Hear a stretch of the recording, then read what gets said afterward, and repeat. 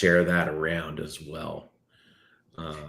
Yeah, I did the socials push earlier. I can run it Gotcha. again. Premium account is required to create live broadcast.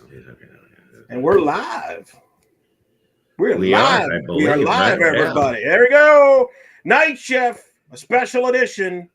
We warned everybody there'd be some specials coming after last night. And boy, did we get them, folks. Go ahead, Jeffrey. Elo. Well, hey, first of all, welcome aboard to everybody. Man, this is one of those days. Every once in a while they happen, and it's just this one was I would say shocking, but not surprising. I'm still trying to figure out everything that's going on. As we're pulling everything. You need me to run the show? Do you want me to run the show? No, I got you. I had my wrong. I hopped on so quick. I forgot my microphone setting. But anyway, Jeff Sharon, Eric Lopez, Don Strouble, Bryson Turner with you. Glad to see everybody here. The news today, of course, if you've been under a rock for the past 4 hours, is Gus Malzahn has left UCF. The news broke. I think it was our friend Stephen Leonard who first broke that Gus Malzahn was not expected to return, but it was still pretty vague. And then Pete Thamel came out from ESPN and announced that Gus Malzahn was leaving UCF and taking the offensive coordinator position at Florida State, which we'll get to a little bit of behind the scenes on this in a moment. But it was a pretty shocking announcement. Gus has been, I think, beleaguered. I think it's a pretty safe to say for the last several weeks, really. And UCF is on the market for a new head coach now. And this is the fourth time in 10 years that UCF will be searching for a new coach. Gus's final record at UCF, 28-26. 3 bowl appearances, beg your pardon. The win against Florida, of course, that we all remember very well. Chances for a couple of AAC championships didn't work out. 6-7 in the first year in the Big 12. High hopes coming into this year. It didn't work out, which was, for all of us, I think it was a bummer. But I like I said, I don't think anybody here is shocked or surprised, but we are kind of shocked about how it kind of all went down. We knew if something was going to go down, it was going to go down pretty quick after the Utah game yesterday. And it turned out to be correct. It did move pretty quick. So I want to start. Okay, so here's our game plan. We're going to go to Eric first to kind of talk about, what, Eric, from, the phone calls and the texts you've been trading with everybody to kind of figure out what's been going on. We're going to get our initial reaction to when the news all went down. And then we will share our list of 12 candidates that we think the new head coach will come from. Now, feel free to agree or disagree. It's fodder for discussion. That's fine. But this is a big day for UCF. I think this was a big day for also Terry Mohajir, man. I think he pulled off a pretty remarkable move here. And we'll talk about that in a second. But first, let's dive in. Of course, we got Don Strouble in here. We've got Bryson Turner, and we have Eric Lopez in the house as well. All right. Let's talk about – so, Eric, let's go to you first. We were all on the group text as it's always going down. You were on top of everything, as you usually are. Tell us how it all happened. Well, I think there's been rumblings behind the scenes of what would happen with Gus. There's been pretty quiet what his future would be. There was rumors, a couple weeks ago about him maybe retiring. He was asked about that at the West Virginia game in the postgame. He says, I'm not retiring, which in his defense, he's told the truth. Yep. But there have been rumblings. And, Don and Bryson and I, we talked in the postgame after that debacle against the Utah game. And I don't think anybody felt good after that game of where this was headed direction-wise. And I've been saying for a couple weeks, if you're Gus, because I think Gus actually deserves credit here. If you're Gus, do you have it in you to rebuild this team? Because you're going to have to rebuild it next year, whoever the coach is going to be. And we discussed that at length, not only on this show, but other shows on the podcast. Do you have it in you to rebuild this and fix this, or you don't? And I think him and Terry had a lot of heart-to-heart chats. I don't think it just happened today. I think this has been going on for a little while. And I think Gus came to the realization, I can't fix this, and I maybe need to go somewhere else because I still want to coach. And I think if you're Terry Mahajer, I think you're pretty pleased with all of that, all things considered. I think you don't, from a UCF standpoint, you basically don't have to pay the 12 to 13 million that was rumored and speculated that you would owe Gus if Gus was fired. That is not going to happen now. Gus Malzahn. Yeah, that's as far. Yeah, I want to forgive me for interrupting, but I want to dive in and say that now. From what we understand of what's publicly available regarding Gus's contract with UCF, because he left to take another job, UCF is not on the hook for the buyout. The buyout was, I believe it was $13.75 million as of this moment. December 1st, it goes down to $12 million. He was under contract at UCF through 2027. And feel free to correct us if anyone knows any different terms out there. But in that case, him leaving to take another job does UCF a big solid financially, doesn't it? It does. Big solid. I mean, Terry, Gus, they probably helped each other out, to be honest. Because some people are wondering, why hasn't Terry said anything? Well, because you got to let things play out. And I think this kind of played out. And, the shocking part, obviously, is the fact that Gus is going to be the offensive coordinator at Florida State. Yeah. But what's interesting about that, because Mike Norvell, obviously, that is, Gus is one of his mentors. Mike coached for Gus back in the day. Yeah, Norvell was actually a grad assistant at Tulsa on the offensive side of the ball under Gus Malzahn when Gus was the offensive coordinator and assistant head coach at Tulsa in 07 and 08. Prior to him going to Auburn to be the coordinator there. So correct. And college football is a flat circle. Well, and Norvell's been under fire. He fired his offensive coordinator, Alex Atkins, who was his offensive coordinator and offensive line coach. There was speculation would Mike Norvell was willing to give up play calling because, Florida State has literally the worst offense in the Power Four. That's not like an opinion. That's the stats backing that up. Statistically true. I think they're getting shut out still as we talk. But so I think what happened here, I'll tell you what I think happened. You want to obviously have the ties with Gus and Mike. And I know the speculation out of Tallahassee was the pressure was, hey, Mike, you need to hire some power coaches with Power 4 experience because your previous staff was all G5 guys. Do you want to guess what else Gus and Mike have in common outside of their coaching ties? They both have the same agent. So I think what happened over the last couple of weeks is Mike Norvell's like, can you give me some names to be an assistant for the offensive coordinating job? And his agent's like, well, it's funny enough. I know a guy that he's kind of it's not really in a good place right now at UCF. And Gus, your buddy, what do you think? And I'm sure he's like, yeah, let's do it because they've worked together before. I think from Gus's standpoint, I think this tells you Gus never wanted to give up play call. I think he still enjoys that part of the game. I do think Gus is tired of the landscape of college football and where it's at. I also think Gus knew he couldn't fix this at UCF. So I think in a way, this is going to end up working out for everybody. UCF doesn't owe him a lot of money. They could start over from fresh start. And then for Gus, he gets a fresh start and try to help his, a guy that he has helped mentor in Mike Norvell. Whether that works over there or not, who knows? That's not our problem.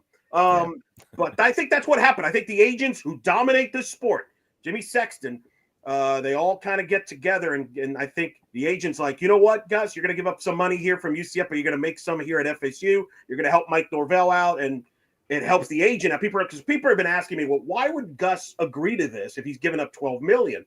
And why would his agent be happy about this? And my counter to that would be, because his agent wants to make sure Mike Norvell is also okay at FSU. So because if he doesn't hit this hire, guess what? Then Mike Norvell is out the door at FSU. Yeah. So I think this is a way to help Mike Norvell, if you're the agent, help Gus out, who still wants to coach. But I think it's get him out of a situation that he, quite frankly, I don't think could have fixed. And voila, here we are. UCF looking for a new head coach. We've got Kyle Nash is going to hop in with us too. He's actually just gone off the road, so he's going to hop in here with us in a little bit.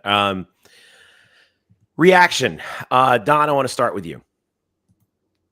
It's one of those things where last night that he seemed dejected. That being Coach Malzahn, and you were right there in the front row of the presser too after the game. Yeah, Bryson and I both were, and I think it's one of those things where it went beyond a disappointing 4-8 year. I think that there was a level of I don't want to say understanding, but there was an air of, there's just a feeling in the room of like, this feels like the last presser with Gus Malzahn at the helm. And Matt Marshall of the Orlando Sentinel got in the final question of the night, and he asked Gus, "Are you worried about your job security?" And Gus gave a very short Belichick-style answer, sticking to his template. But before he did so, he paused. And I found that to be a little bit interesting. Again, I'm not trying to fish here or anything like that. But then myself and Brandon Hellwig of UCF Sports were two of the only people left in the press room as I was finishing the article. And Gus came out with his family and just seemed really downtrodden, said goodnight to us. And there was a sense of finality in the situation that I recognized in that room. So whether it was going to happen today or happen a couple days from now, I figured there would be some sort of shakeup prior to the signing day, because I think that this team was in a situation where even if they did have to buy him out, they were going to be worse off from a donor standpoint, from a fan standpoint, loss of revenue in general if they tried to bring him back. So I think it's just one of those things where the program's hands were tied, and credit to Gus for doing what he thought was best for himself and stepping down. And now he's in a Chip Kelly, Ryan Day situation heading to FSU, given their previous ties with Tulsa. That's a good analogy too. Bryson, what about you? I think we need to buy a steak dinner for that agent, because he just completely. We don't need to buy him anything. Well, yeah, you're right. The point is that because of that connection that Eric was talking about, UCF does not have to do that buyout. Terry Mohajir doesn't have to fire fire someone he knows very well from his days, because I'm sure that this wasn't easy on him either. And the fan base is able to get a fresh start. Honestly, I think the only person that will probably end up not benefiting from this is Mike Norvell at FSU, which I'm sorry about that. But I think as far as UCF goes, this feels almost like at the end of the 2015 season, where it's like a catharsis of, we can put this era of strife behind us. And because it ended the way it has, we have as much money as we can have to get the best quality coach possible, because we were all worried about the financial windfall that getting rid of Gus would be. And the fact that it happened this way means we have much more resources on our hands to go out and get somebody else. And maybe we could end up buying a coach out. It would have to be a cheap buyout, but it's at least we have the money to do that. We wouldn't have had we had to buy out Gus's contract. Eric, I want to double check something, because I think this is something that we also mentioned in doing some of the research for what the financial status was. UCF is in the second year of the Big 12, which means that we are still in half share mode with the Big 12, right? So the amount of money that we would get from the contract, the media contract, and all that stuff is, I was reading that was approximately $19 million. That pays out on around July the 1st, I believe, of 2025. Is that correct? I believe it's 26. When they start getting the full share. Well, yeah, 2025, 2026. Yeah, that's what I mean. 2025, 2026 is the first year that UCF gets the full share, which we are expecting to be in the realm of $40 million. The new deal the new TV deal would kick in starting the next year after this year. Yes. Right. So that probably had a that had a very real impact on, I think, what decision was made when. No. I don't know about that. I generally believe that Gus, and Don kind of illustrated it very well.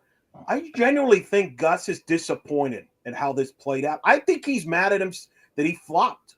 I don't think Gus feels like he's a victim here. I think remember, and Bryson, you were at the presser a year ago where he said 6 and 7 was unacceptable. I think he knows this flopped. I think he's disappointed this flopped. I generally think he's like, I'm sorry. I think this was his way. I'm sorry. And I think he feels bad that it didn't work out. And I think that's why I hope that people, I understand there's always going to be people that don't like Gus of how things worked out and everything like that. But I hope the end here softens the blow. Like, the guy could have easily just said, hey, I want my $12 million. You're going to have to fire me. He didn't do that. I think he generally feels like, you know what? I didn't do a good enough job here. I can't fix this. It's best we part ways. I'm going to take this job at Florida State, and because I still want to coach ball, and I still want to and I'm just going to do play calling and do offense. Yeah. Because maybe I'm tired of being the CEO. Maybe I'm tired of dealing with NIL and the portal and all. And trust me, Florida State's going to pay him very well. I feel bad for him. I was thinking about that too. I think that. I don't think I never for one second, and I've met Gus exactly once. I never once thought that, or got an impression that he was. All right, here's how I'll say this. I think when he first came here, this seemed like the perfect situation for him based on what he knew at the time. Right, hindsight's always 20/20.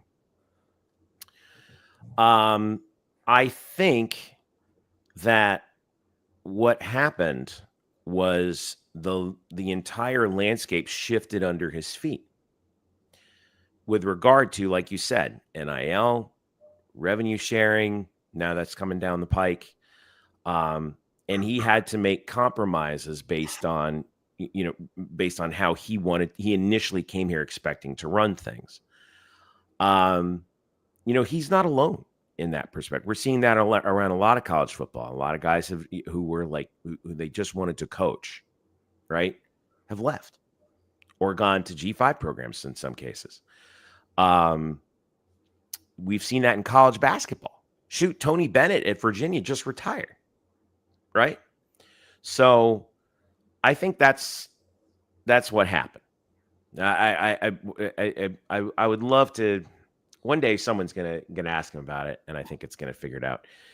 I think we're gonna figure it out. But yeah, I think it's a real indication of how much the sport on the inside has really changed. Like a modern college football coach, especially at a power conference, there is a lot more to the job that, like you said, Eric, is more CEO related than coach related. And I think you've seen that by his actions. Like, remember, he said, nope, Darren, last year, Hitchell's going to call plays and this. I got to step back. Then he took over because he loves play calling. It's tough to give up. That's his thing. He likes to coach ball. I've always said, I think his last job is going to be in high school somewhere, coaching an offense somewhere. I really do think that would be his last job. I think he would like that. I just think the landscape has changed.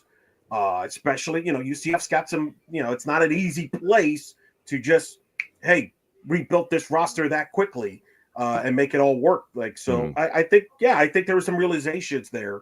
And I think there is some bummed out that it didn't work out or, to some extent. Now, I'm sure there's some things he feels like he, didn't catch a break on or whatever. That's always going to be the case. But there's always going to be certain games that are decided by a coin flip. Sure. I tell this all the time.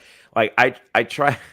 You guys know I say this all the time, and I try to tell everyone it is remarkable, not just in college football, but in college sports everywhere, to what extent legacies are determined by the result of basically a coin flip. Football games are often decided by one play, maybe 2 or 3 at the most. And that's what sticks with you come, one way or the other.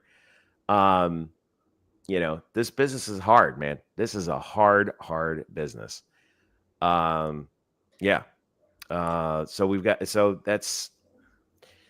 And now that allows us to segue into, okay, well, who's going to come up next? And that allows us to also promote on blackandgoldbanneret.com. We have a list that you guys put together of 12 candidates for UCF's next head football coach. Let's see. We're going to bring up the names. I want to share let's see if I can bring up the screen share here so we can just go through.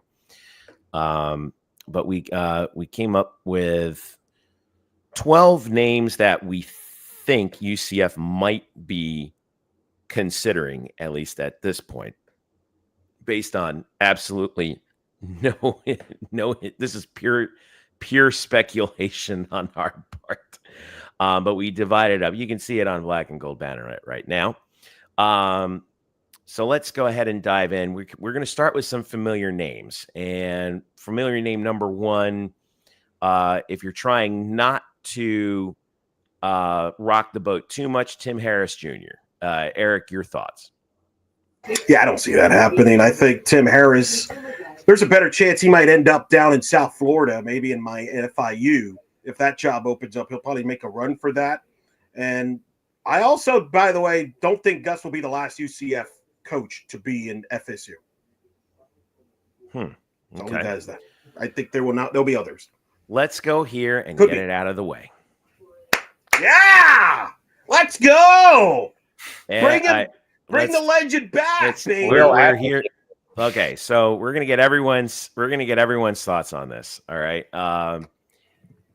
Everyone here, I'm sure all the people tuned in, all the people watching let's run it back. All right. Scott Frost. Scott's currently unemployed. Last we saw him, there were some he was on a Zoom, and there were some palm trees in the background. I'm sure he's really enjoying himself. The one thing we did say about Scott Frost here is he really did not want to leave. And that's been verified and talked about ad nauseum. Like Nebraska, he did not expect the Nebraska job to open up as quickly as it did. We all know how that ended up. Eric, I'll start with you, and then I'll go to Bryson and then Don. Any chance on this? I think there's a puncher's chance. I think a lot of things would have to coordinate. I don't think he'll be the first option. Yeah. But I think, listen, the alumni, there's a certain group of alums that will be pushing for this. There will be certain boosters that will be pushing for this. So I think the question is, I don't think he's the first option, but if you're down to your second, third, fourth option, anything's possible. We've seen it. I mean, Mac Brown just went back to North Carolina. Now it didn't end well this year for him, although they made a bowl game. But we've seen they had second ride with Mac Brown in North Carolina. They had a shot a couple times. Right. So we've seen it happen before.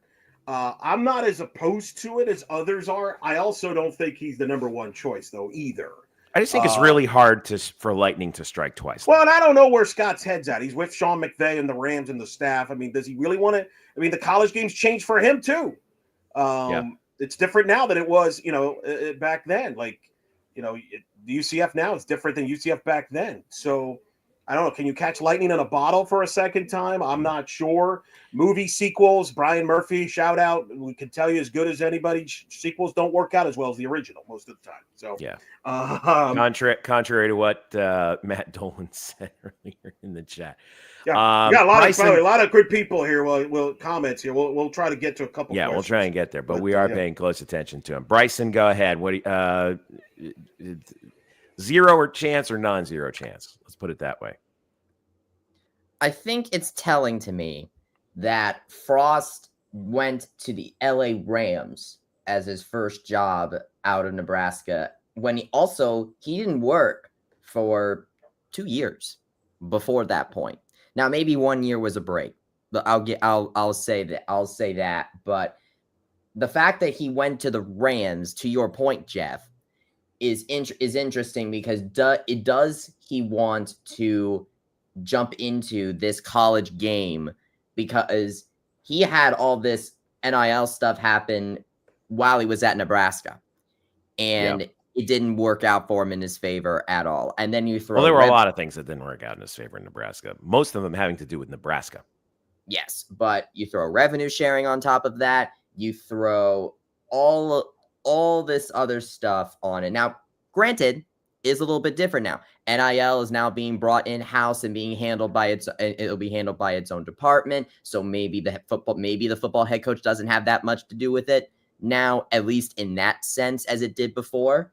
There is a little bit of a difference there. It's also, I think, about where Scott Frost's head is at right now. Like, what did he mull over during his time away from coaching about what he wants from the rest of his career? Does he want to continue coaching at college? Does he want to deal with that? Does he want to go to the pros? I'm sure he values his time at UCF. I think there's no question that he values it greatly. It's not about UCF. It's about coaching in college football as an industry right now. And I think that's what it's going to come down to, if Scott Frost is going to come back or not. The only person that knows is Scott. Donnie? Yeah, so real quick, just to go back to the Tim Harris thing, that's a below average lateral move. No offense to Tim, but I think he has to take some onus of the offensive instability and struggles that happened this season. He's not ready to be a head coach at the Power 4 level. When it comes to Scott, he had one real magical year. That was 2017, the 13-0 Peach Bowl season. I think that we're having a little bit of I think that the fan base is romanticizing this a little bit too much. I don't know if retread hires are the answer. I think that you need to move forward. I definitely think that this is a guy that you call after you make several other calls. I don't think he's the one that, let's go back and get Scott. I mean, I understand that Nebraska has other issues, but outside of 2017, he's never had an above 500 season at the helm. All right. That's the truth. Let's move down. Now, this was a name that I think popped up somewhere in some of the research we were doing. Jim Mora. I know, and mind you, we're in the whole retread area, but feel free to say no on this one. But Mora went 8-4 at UConn, which is no easy task. And we're going to get to the fun ones in a little bit, guys. Okay. But NFL pedigree, knows how to be a sort of CEO coach and develop guys for the pros, which I think is a pretty appealing part. But Eric, tell me why I'm wrong. Because I think you said he's a retread, and I think Don kind of said it best there. I don't see UCF wanting to go into retread route. I don't know if Jim Mora wants to necessarily get back to a Power 4. It didn't go as well the last time he was at a Power 4 job at UCLA. It wasn't bad. It wasn't his fault necessarily. He's done a heck of a job at UConn, but I don't see that as a fit here at UCF. Fair. Either Don or Bryson? Well, Jim Mora literally 10 minutes ago just quote tweeted a UMass account about the trophy and rivalry trophy. So I feel like he's pretty invested in the UConn program at this point in time. I don't think he's interested in looking for another job. Yeah, I think some people are just comfortable in G5, especially. I think that's right. I'll say this. I think there's more likely he jumps for an NFL job. Yeah. I think, That's true too. when you look at the recruiting perspective and all of that, I mean, yeah, player development and stuff, but maybe he is just more comfortable in those sort of roles. Okay. Rich Rodriguez, Jacksonville State. When this one was floated to us, we as a potential idea, the whole point was, it was a disaster at Michigan. True. All right. I don't think anyone's going to deny that, but did well at West Virginia. We do know that much. Outperformed at Arizona, I would say. We know about the offense. Okay. And I think that's why he's an offense, his offense head coach. And he's done a very good job at Jacksonville State. He knows how to coach in the power conference level. Elo, thoughts? Well, the question is, does West Virginia want him back? Because that could be the landing space for him with Neil Brown on the hot seat. I didn't think about that. Yeah. That might be a reunion there. They might, because I've heard his name floated in that job. I think the issue with the UCF fit is he's a West Virginia alum too. Forgive me for interrupting, but I want to West Virginia alum, Big 12 guy. So I could see that, but I also think the issue is he had some NCAA transgressions that I think UCF usually frowns about. So I don't think they touch him in that regard. I think if he's going back to a Power 4 job, I think it's West Virginia. All right. Relax, people. We're going to get to some good ones here, and we're going to start with Barry Odom at UNLV. UNLV was Odom's second go-round. Has really helped out getting Mizzou up to SEC level. His name has been batted around as coming back to the power conferences after what he's been able to do at UNLV. Who wants in on this one real quick? I would actually. This would be an interesting perspective from perhaps a UCF politics perspective, because the relationship here with Barry Odom is not with Terry Mohajir, but with President Alexander Cartwright, because he came to UCF from Missouri, which is where Barry Odom made his name as head coach from 2016 to 2019. So I think the question here is this something that President Cartwright floats to Terry? Does Terry accept the suggestion? Does Terry hop on this? Does he think that, he wouldn't? Because obviously he wants to make sure he brings in the right guy. So I think that the UCF politics of it all is very interesting. But I wonder if Terry wants more his guy, or would this be construed as Cartwright making this happen? And how does Terry view that? Elo, any smoke to the fire here? I mean, Odom has experience coaching in a power conference, and he's having success at UNLV. I think what Bryson brings up, maybe. I don't see it here. I wonder if Barry maybe waits out for the Arkansas job to open up, maybe this year or next year. Maybe that's his move, but we'll see. All right.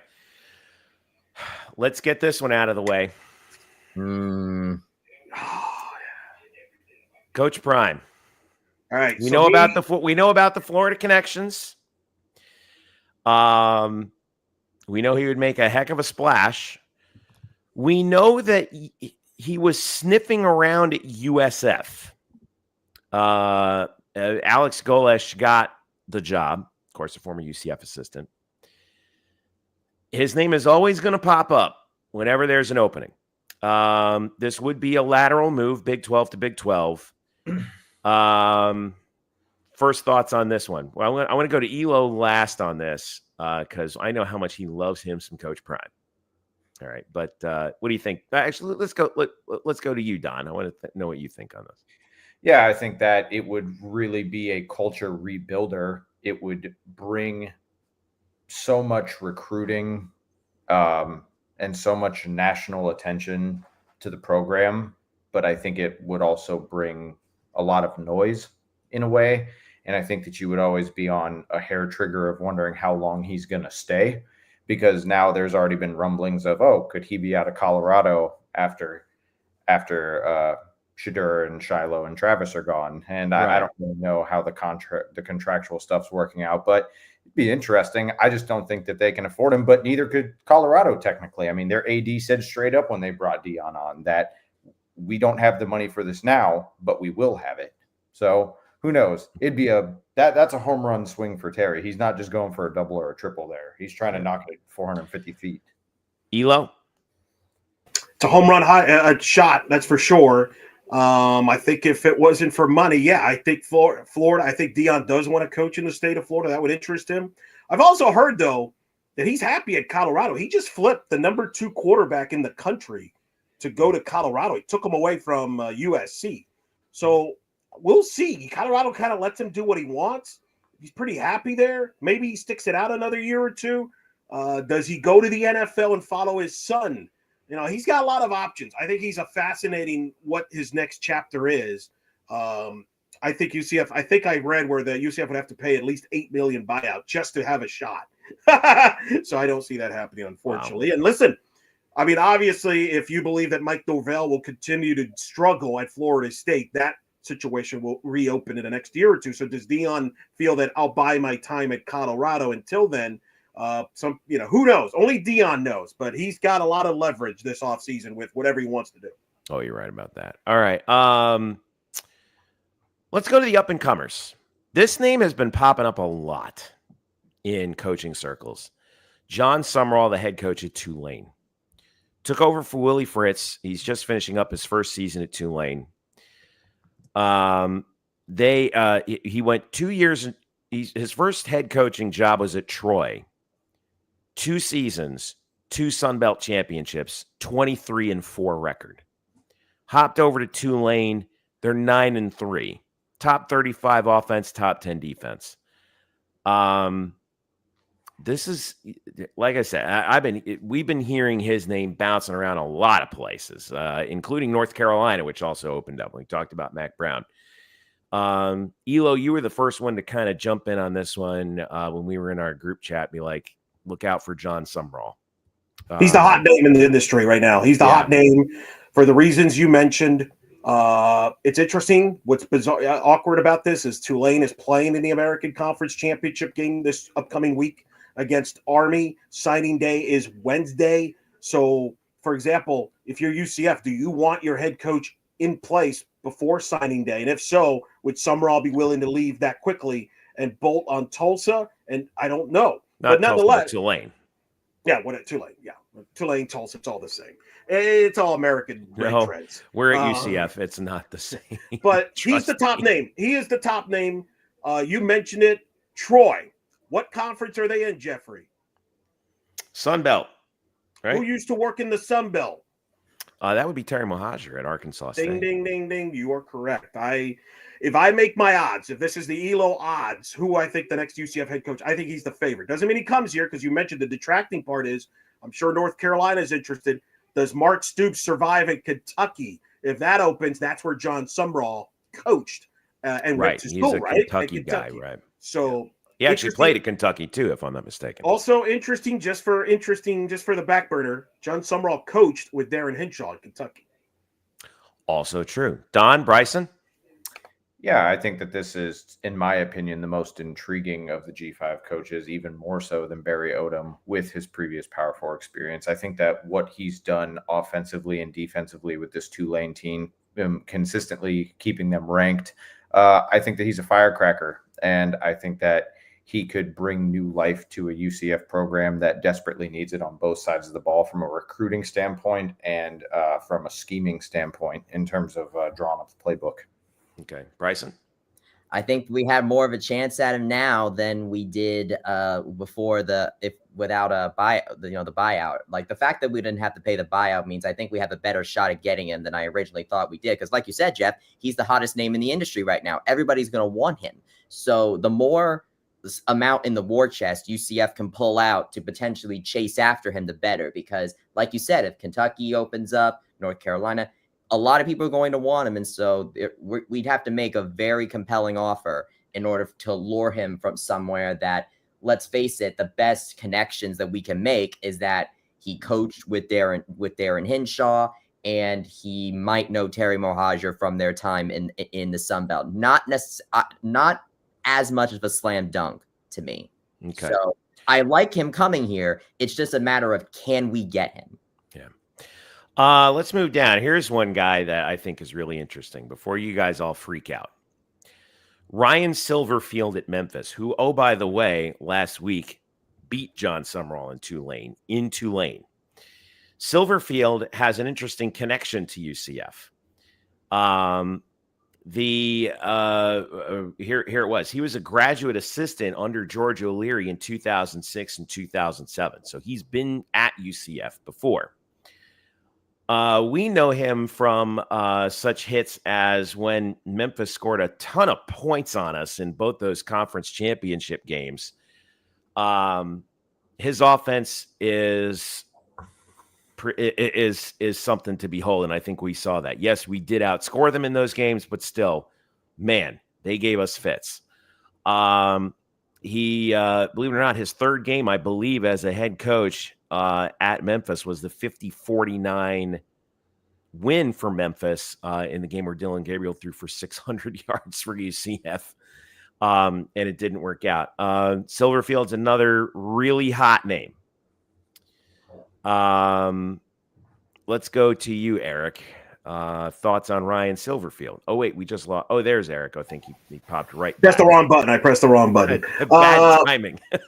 He's my number 2 on my list, personal list. If it was me, if I'm doing this, he's my number 2. He's got a connection with UCF. You mentioned that as GA. He's been good at Memphis. Mhm. What are they now? 9-2, 10-2 this year. What are they? What's the record this year, guys? He's had a good year. The one negative, the knock on him is, well, how much of his success is a result of Mike Norvell, who we follow. Mike Norvell. He was on Norvell's staff. And I believe with Silverfield, I want to say maybe did he interim coach the Cotton Bowl when Memphis made it there? I don't recall. I believe he did. He might have interim coach there when Norvell went to FSU. So the knock there would be, is he winning because Norvell kind of set him up to succeed? He hasn't won a conference title, I believe, since he's been the head coach, but he's had success. I do think he's a sleeper move in this deal. In this list for UCF. I want to go to Don here on this one. Don? Yeah, I think this is an interesting one. I think that he has a strong coaching prowess that has been on display. I mean, he can clearly assemble a high-scoring offense. And, Memphis was one of the teams that dismantled FSU earlier in the year before it was truly a 5-alarm fire for the Seminoles in Tallahassee. And then the win over Tulane was also impressive. He doesn't quite impress me as much as Summerall or maybe Barry Odom, but he's right behind those guys. Okay. I should mention, to answer your question earlier, Eric, Memphis is 10-2 this year, 6-2 in the American, in 4th place. Well, no, they're not 2 losses in the American. Their 2 losses was non-conference. It was to Kansas State, where they got screwed by the officials.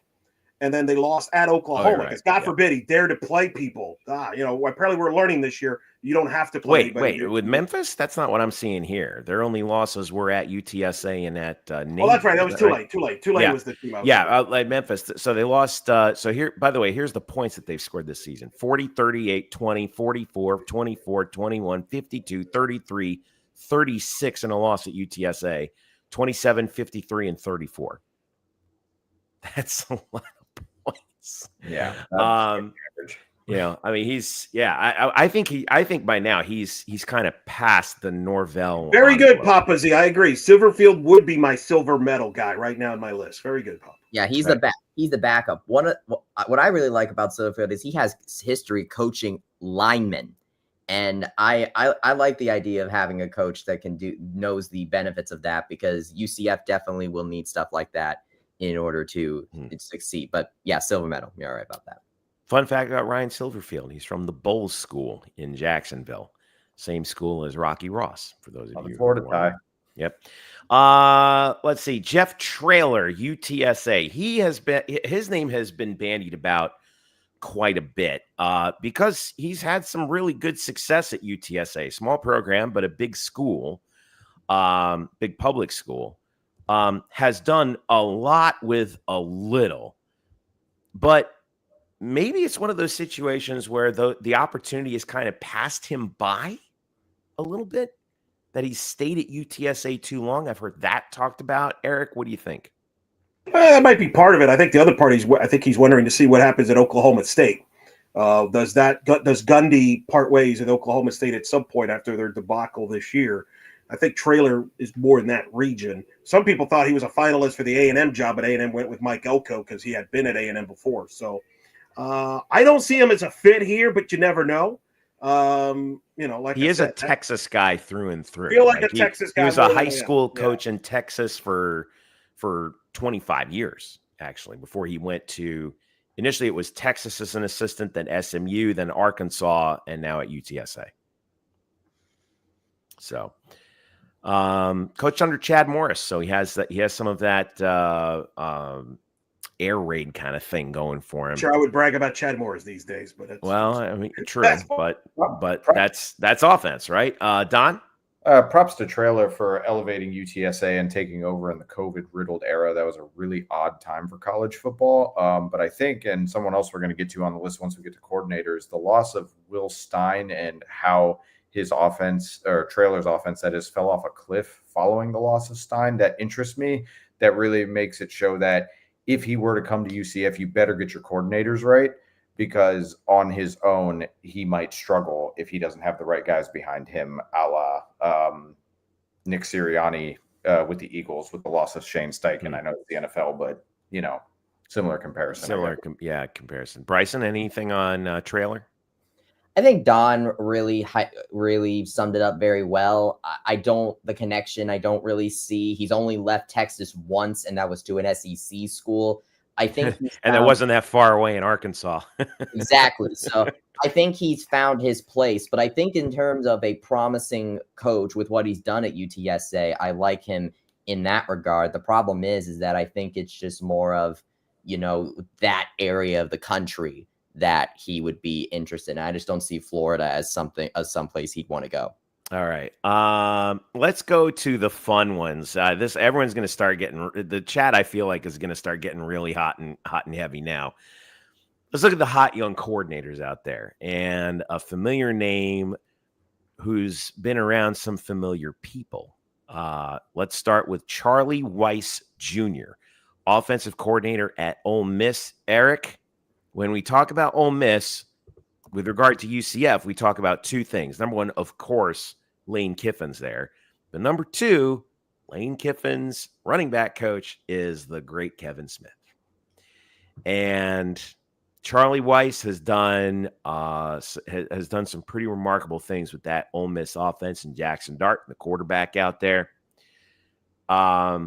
Might be ready for a head coaching job. Would he be ready for a head coaching job at a power institution like UCF, Eric? I think he would have been a stronger candidate if UCF was paying Gus Malzahn not to coach right now. Now that you don't have to do that, I'm not sure you go that direction.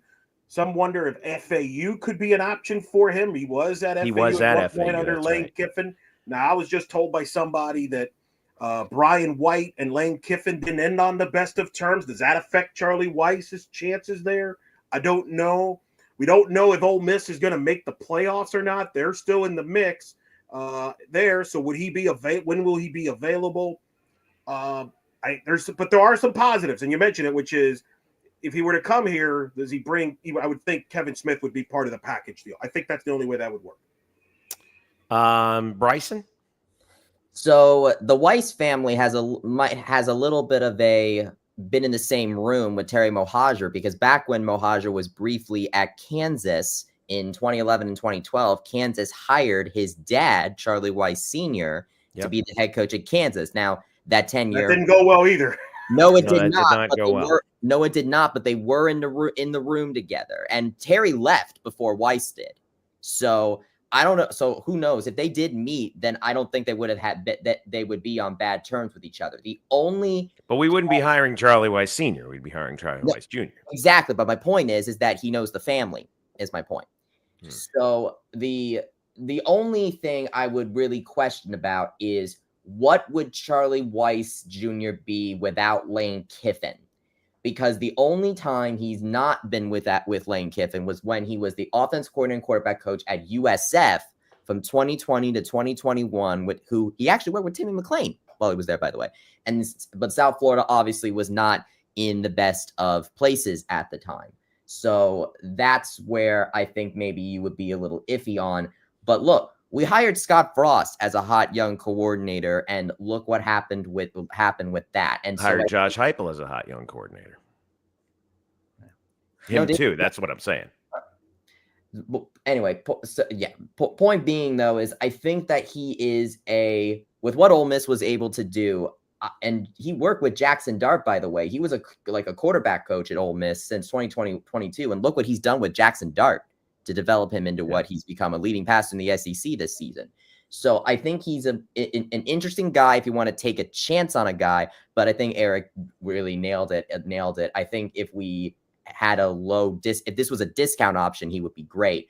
But I think in the end, I think he would be better off learning more under Lane Kiffin if UCF wants to go more expensive with the hire. Don?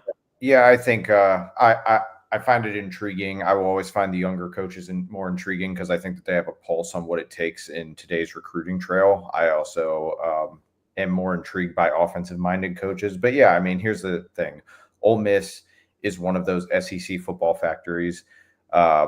Yes, he has been successful in leading the offense, but let's not forget Kevin Smith does lead that running backs room, and he helped Quinshon Judkins to back-to-back 1,000-yard rushing seasons. And so I do think that a lot of the success does fall on Charlie Weiss Jr., but is he ready to take the reins of a Power 4 program now, being UCF? I mean, UCF needs to be navigated through the Big 12 successfully, and that's not something that they've had, and I think they need someone with a little more experience. Okay. This is the guy who I think is really interesting, and we're going to start hearing his name a lot. Will Stein, offensive coordinator at Oregon. Now, we can say about you can say what you want about Dylan Gabriel at Oregon or what have you, but here's the thing with Will Stein.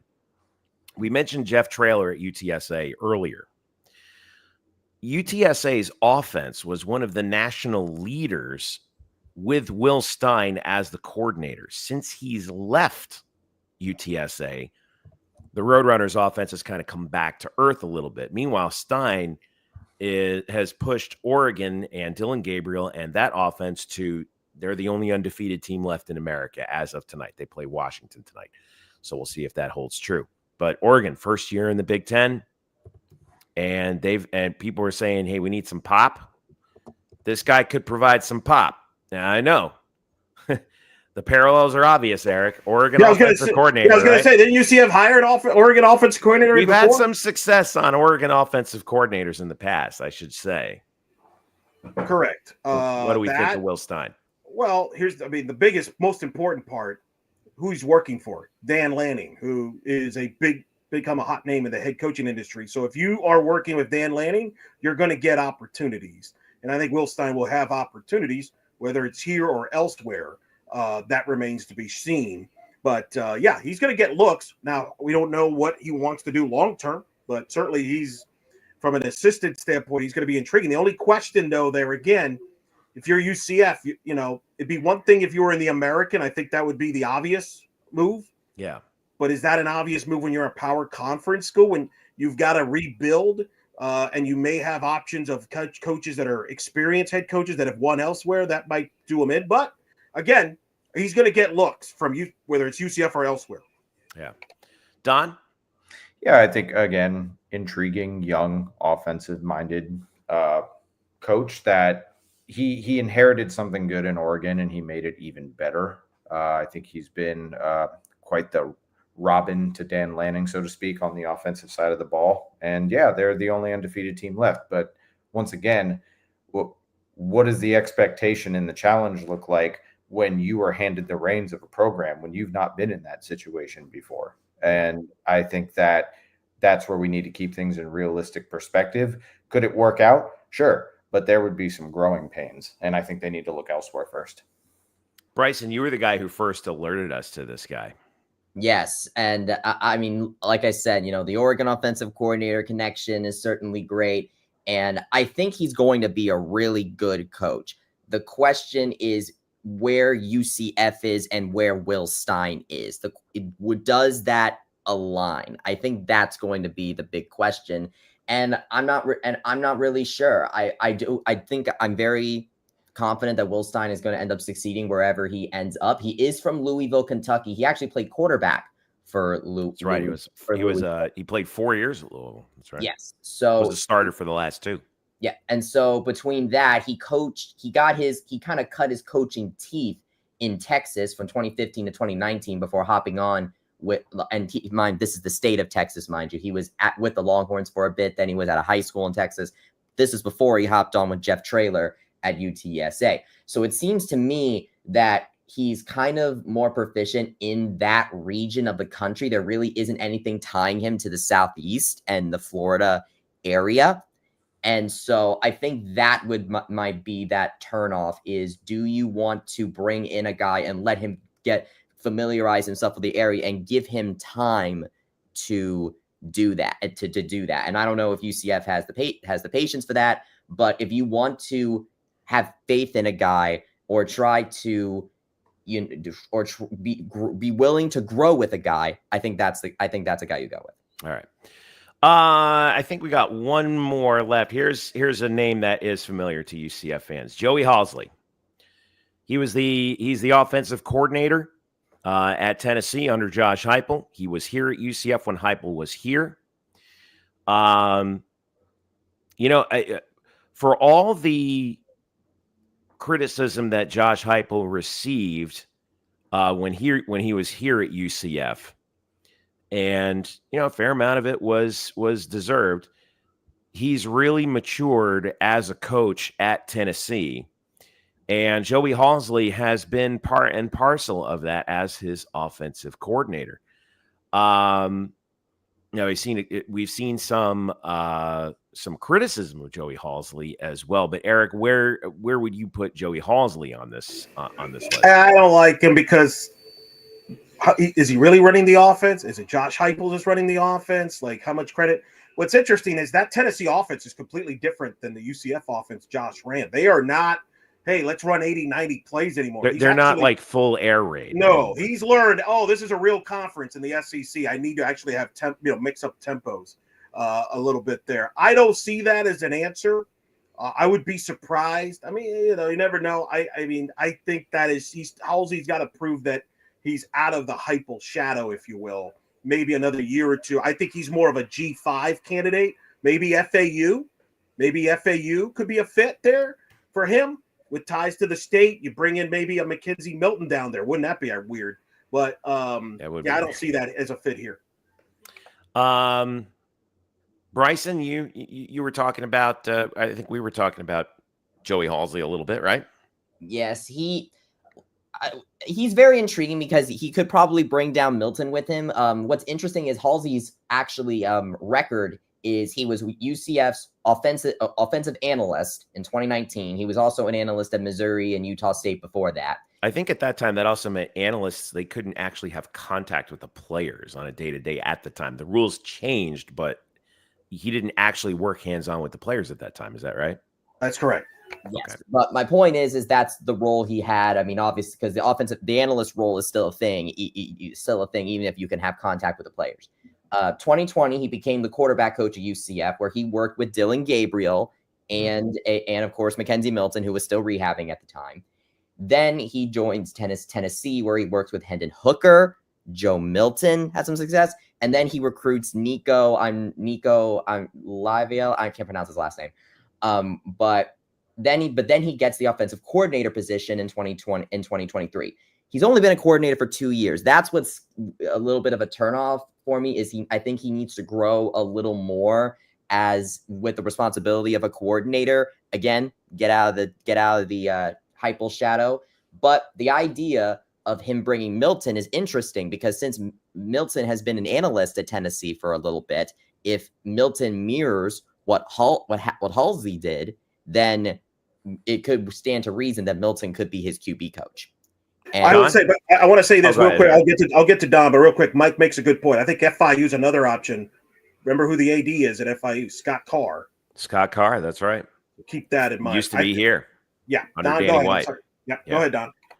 Yeah, I think we've re-entered the retread discussion, and I think that's something that UCF needs to move away from, and they've shown precedent for going that route. You look at Ted Roof, you look at Addison Williams, you look at Tim Harris, and I just think that this is one of those things where you look at our I-4 rivals down the road in USF. They have gone to the Tennessee tree to pull someone to take over head coach. How's that working out, Don? Alex Golich. I mean, USF has made improvements. They're going bowling. But they're just not lost to Rice today. They're big rivals in Rice. Yeah, exactly. Yeah, they're not exactly G5 crushers out there. They're kind of just barely crossing the mean there and making the bare minimum. I just don't think that this is the move, to be honest with you. I think that they need to swing bigger. They need to go higher. And you guys, something highlighted there.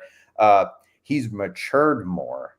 We don't need a project at this university. We need an established coach to lead them out of the dark times that they have been in. You're a power conference school now. You're no longer a G5. And we'll get into this more on the Monday podcast that we record.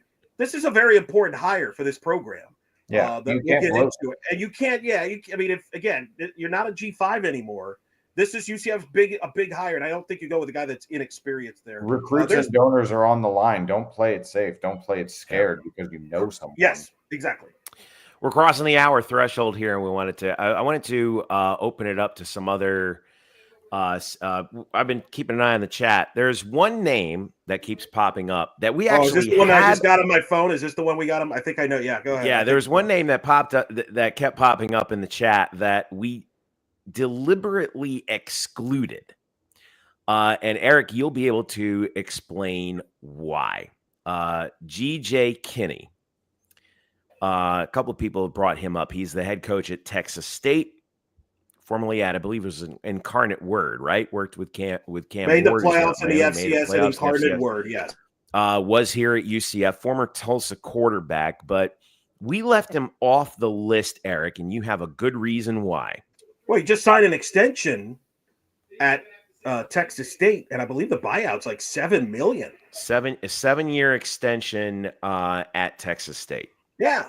So for a guy that's proven what in the FBS level, and I would argue, here's the thing: if you weren't happy with Gus, your answer is to bring in a Gus disciple. I find that very bizarre. Like Kenny is basically a disciple of Gus Malzahn. You'd be running the same stuff. You could say, well, he's a younger version. Maybe he can adapt to stuff like that. I just don't know that that's your best option. It's interesting because people keep bringing him up on my phone. So I think I'm glad you brought that up because he has a name to bring up. It doesn't make sense to me. You would go with him with a 7, when you have to pay $7 million buyout.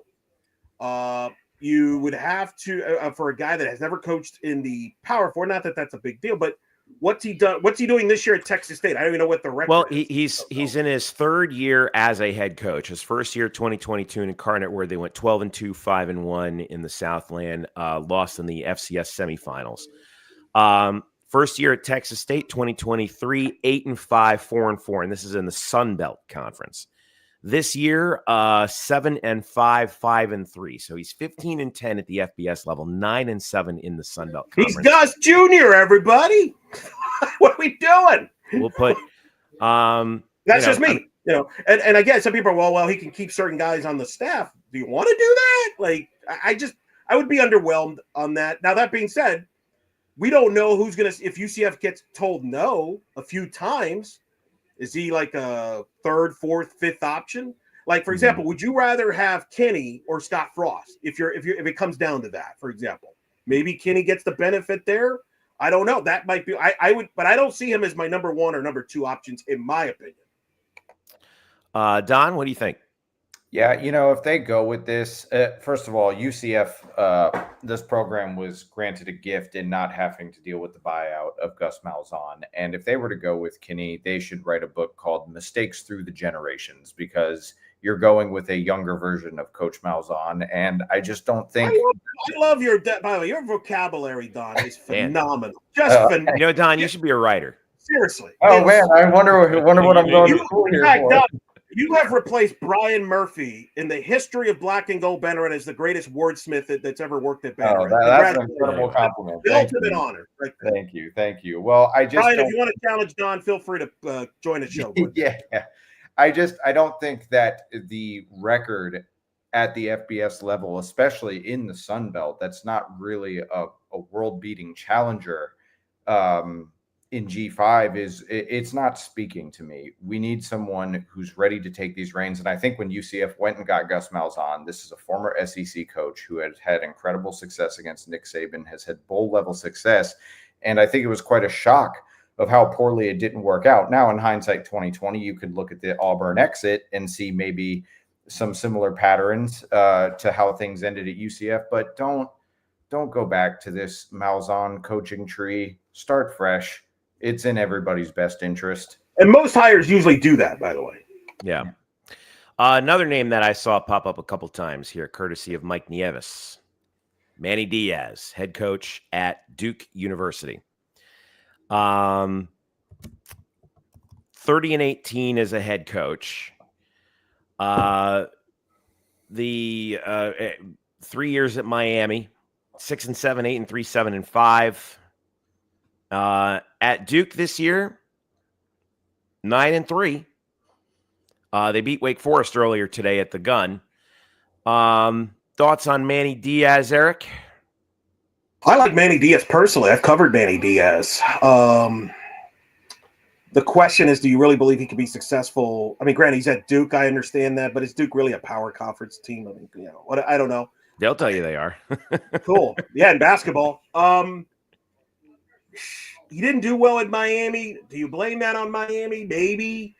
I think that's. I in Diaz's defense, I think it's fair to blame it on Miami. But I guess the question is you would basically be saying he has more resources at UCF than he did at Miami. Maybe. I don't know. I don't hate it. But he's also, I believe, making a lot of money at Duke, so that might not be an easy get either. I mean, I'm sure Duke's paying him pretty well. Yeah. I don't know. And here's the problem with that one is we don't know exactly how much they are paying him because Duke is a private school. Great call. So they're not going to divulge all of the well, if they're having this successful year, if they're having this, they're going to pay him even more. They're probably going to get him an extension. Yeah. So, I don't hate it, though. I don't hate it. Don't hate it. I don't hate it. Okay, let's bring up Mike here in the chat, who brings up another name that we've been hearing a little bit. Brian Hartline, Ohio State. I'm going to defer to our resident Ohio State Buckeye. It seems like we always have one. Glukov used to be the guy, and now Don's in here, talking about Ohio State. Brian Hartline, Don. Well, their performance today didn't reflect anything positive, but I will say this about Coach Hartline.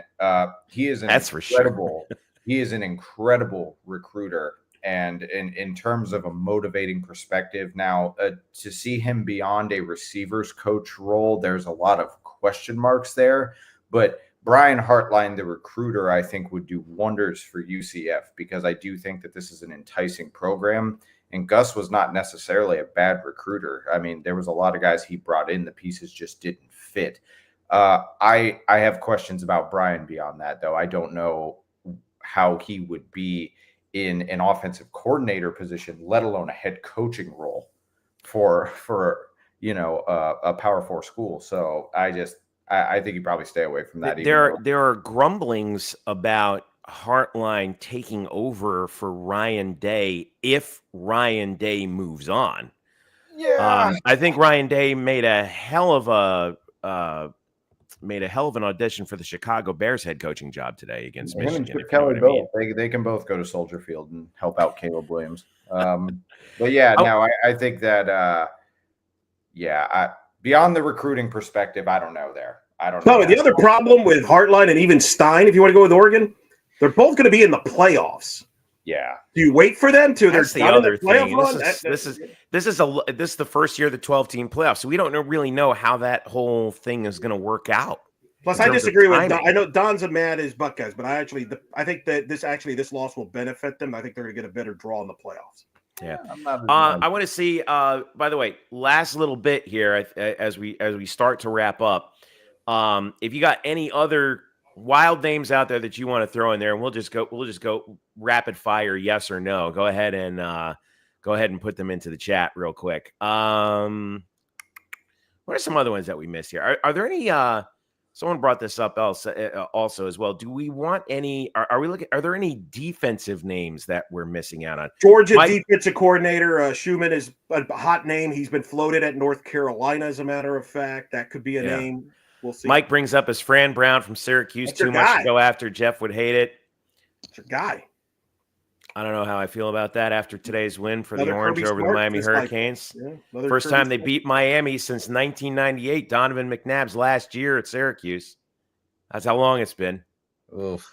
By the way, feels too early though. I mean, obviously, he's 1 year experience head coach. That seems like a big leap of faith to jump 1 year and go to UC. I don't. That seems odd. All right, let's do this. Let's go through these rapid fires. Just give me yes or no. If you say yes, make the case. But if it's no, just say no and move on. All right, here we go.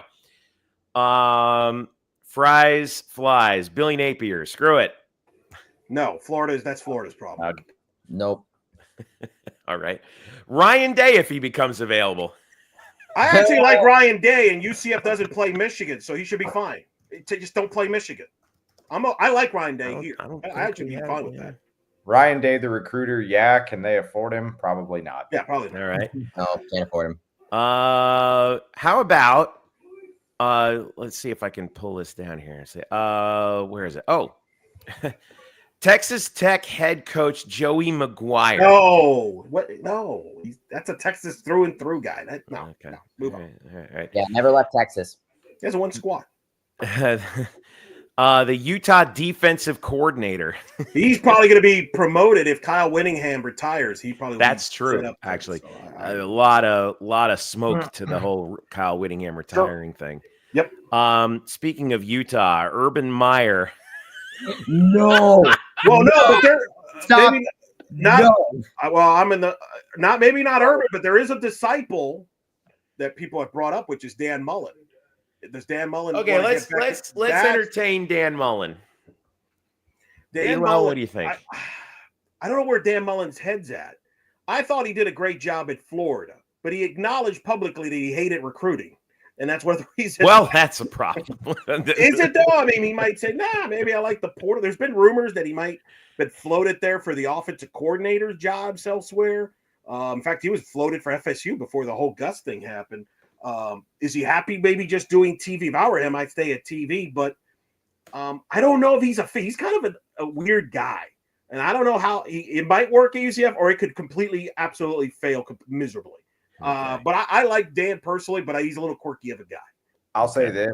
I think that some people, and I think Gus might be a victim of this, the game passes them by before their age reflects it. And I think Dan Mullen falls into that category. Interesting. Oh my God, I see this name popping up, and I want to throw something. John Gruden. Absolutely not. Totally. All that controversy. Sure, guys. No, thank you. They're not touching that. The Army head coach, Jeff Munkin. No. We want to throw the football a few times. I know we didn't do it this year very well. Doesn't mean we don't have to continue to not. I'm amazed at how quickly you guys have given up on the concept of the forward pass. It's like I was gonna say, in the words of John Mulaney, if we're gonna get Munkin, you'd have to get cool with a bunch of stuff really quickly. That's a great line. Look, I like the triple option as much as anybody. Do we want to do that? That's my only question. I saw this name pop up too. Andy Kotelnicki, the offensive coordinator at Penn State. So he used to be the coordinator at Kansas with Leipold. Terry's probably Buffalo and was with him at Buffalo too when Leipold was turning Buffalo into a microwave powerhouse. Here's my counter why I don't like that, and Don can speak to this. See Penn State's offense, how they fared against Ohio State. Do you want that? No.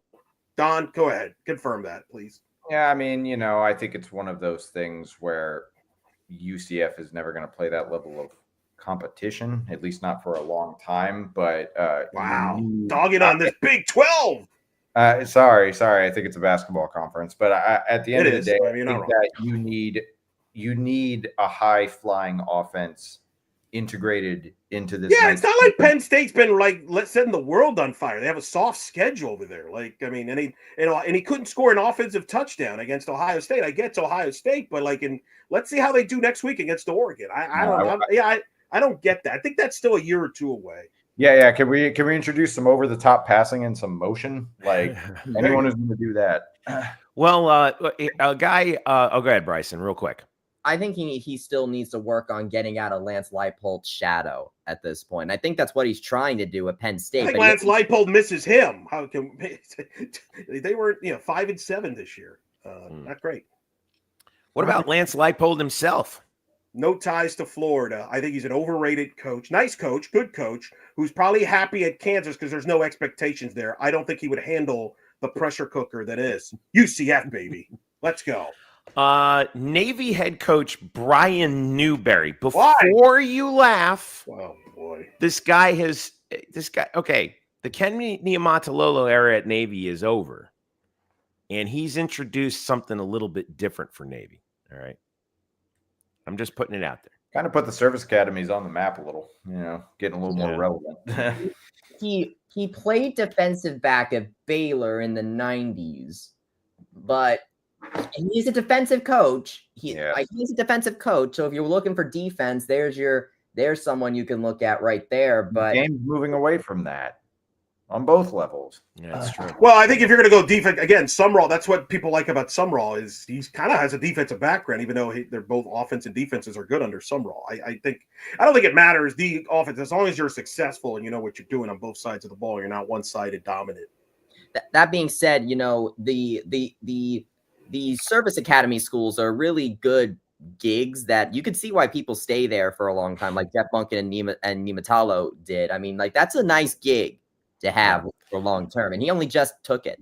Last two I want to get to. Matt Powledge, defensive coordinator at Baylor.